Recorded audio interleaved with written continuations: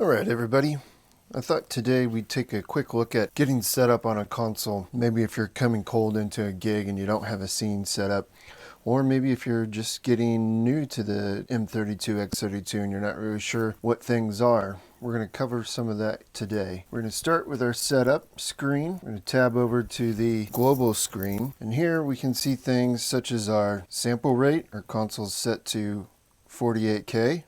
On our network screen, this is going to tell us our IP address so that we can connect a iPad remotely to the console and mix from our iPad throughout the venue and not just be stuck to front of house. One tab over, we have our name and icon screen. This is where you're going to label and color code your scribble strips above your channels here. And then we'll go into our routing screen. This is where we're going to tell the console basically where audio is coming from and where it should go. Right now I have a session pulled up from a live show recording on my computer in Pro Tools, and I want to feed that back into my console so that I can either practice mixing or maybe create some mixes for the band I recorded so they can use them online for promotional purposes. So on our input section of our input screen, I have it set to card 1 through 8, 9 through 16, and I can set 17 through 24 and 25 through 32 to card. But if you show up at a gig and the person using the console before you had it set to card for some reason, and you plug a microphone into channel 1 and start line checking that microphone and you're not getting any audio, it's going to be in your routing screen here that you need to come. You'll need to scroll up, and if you're plugged into the back of the console physically, those are your local inputs. So we could press local 1 through 8, and now if we plug a microphone into channel 1, dial in the preamp and the gain for that microphone, we're going to hear or at least see audio coming into that channel. And then if you're using a digital stage box over the Cat5 connection coming out of the back of the console, you're going to be using your AES connections. There's an AES-A and an AES-B port on the back of your console. If you're using plugged into the Cat5 AES-A, you're going to assign your inputs to the AES 1 through 8A section. And then you can see there's a B section here as well. From there, we can go over to card. This is what's going to be sent out of your USB card to your DAW. So if you wanted to multi-track record a show, you would need to set up your outputs wherever you have your microphones plugged into. So if your microphones are plugged into the back of the console locally, you would set up your local input or outputs for that. If you're using a stage box again over the Cat5 and your microphone's plugged into that, you would need to tell the card it needs to pass the audio from the AES Cat5 cable out the USB to your computer. Then we have our Xlr Tab. This is where you're going to tell the console to send audio out of. So if you wanted to set up bus mixes for in-ear monitors, you would want to tell the console it wants to use the physical outputs 1 through 16 here, so that when you plug in a wireless unit, or if you're running an XLR to a drummer that has a wired connection, and say you want to send him bus mix 1, you want to make sure you're on your local outputs so that when you plug in your XLR to go to his headphone amp, that audio will pass that way. Otherwise, again, you can send it through Cat5 on the AES connections. And also if you have the P16 in-ear monitoring system from Behringer, there's a dedicated P16 output that also uses an Ethernet cable. And then here on your output patch page is where you're going to tell your console what Xlr output 1 is. And like I said, in this instance, we're going to make it a mix bus for an in-ear mix. So we would go to output 1, come down to mix bus, and we would tell it that it's mix bus 1 because we want to send them bus 1.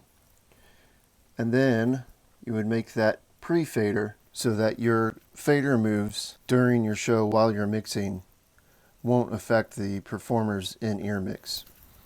If you're mixing a show and for some reason you wanted to take the bass guitar out completely, that person that's using bus 1 for their in-ear mix is going to completely lose their bass guitar, and that would not make for a happy performer.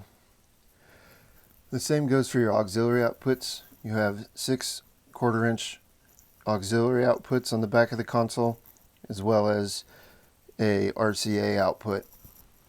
And you can assign and tell the console that you want to use your auxiliary outputs for your in-ear monitors instead of your XLRs.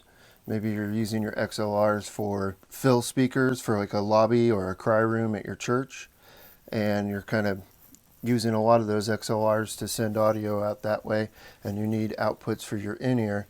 You could utilize your auxiliary outputs for your in-ear mixes.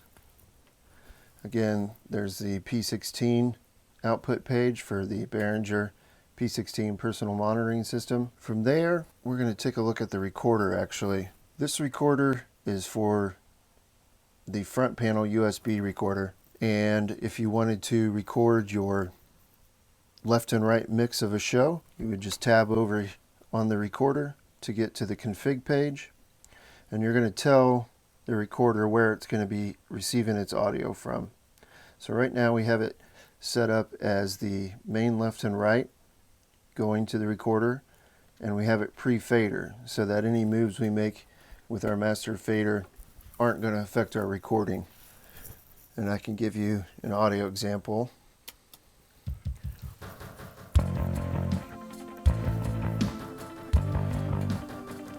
So now we're recording our master bus mix to the USB recorder.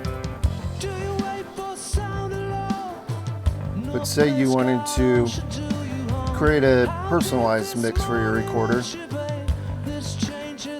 with just some of the instruments or vocal mics. We could change it to a mix bus pre-fader.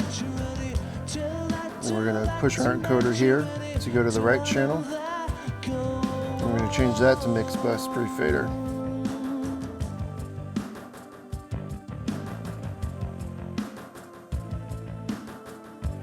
So we could solo up our mix bus here.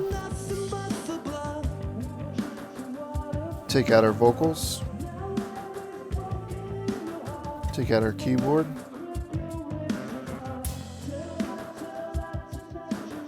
Get rid of our bass.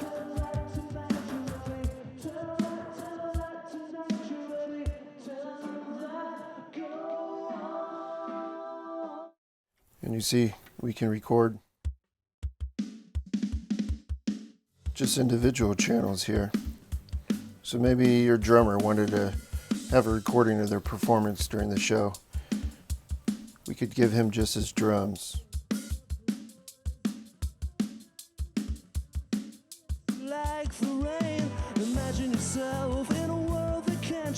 And then we have our effects we can send. Let's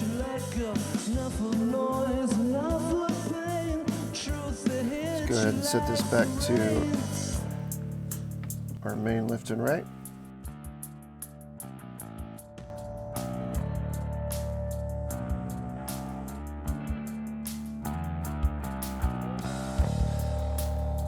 Now we're back to our left and right bus recording. So those are just some quick tips on getting used to a console as you're coming in dry. We'll have some more videos on topics like this.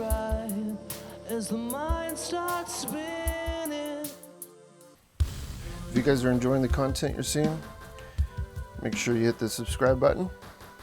We'll have more videos coming for you shortly.